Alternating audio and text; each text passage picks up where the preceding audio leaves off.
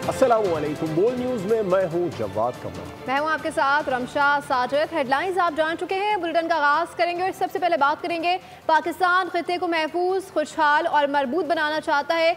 इसके लिए शराकतदार ममालिक के साथ मुकम्मल ताउन के लिए पुरअज़्म है। फील्ड मार्शल सैयद आसिम मुनीर की 6 मुल्की regional chiefs of defence staff conference में गुफ्तगू।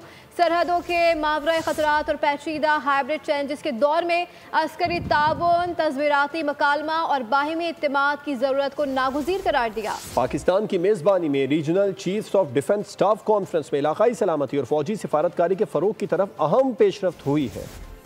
पाकिस्तान का एक और बड़ा एजाज। इस्लामाबाद में regional chiefs of defence staff conference ISPR के मुताबिक पाकिस्तान की मेज़बानी में मुनक्किदा कॉन्फ्रेंस में अमरीका, काज़िकिस्तान, किर्गिज़स्तान, ताजिकिस्तान और उज़्बेकिस्तान के आला अस्करी रहनुमाओं ने शिरकत की।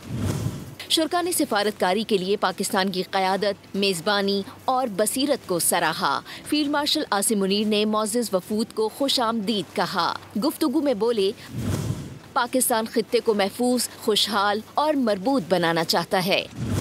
सैयद आसिम मुनीर ने अस्करी ताउन, तस्वीराती मकालमा, बाहमी एतमाद की ज़रूरत को नागुज़ीर करार दिया।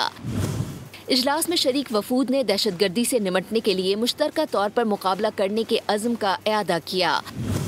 अमन, एहतराम और खुद मुख्तारी के उसूलों की पासदारी के लिए भी इज्तिमाई अज़्म पर जोर दिया गया। सब्सक्राइब करें और बेल दबाएं ताकि कोई खबर रह न जाए।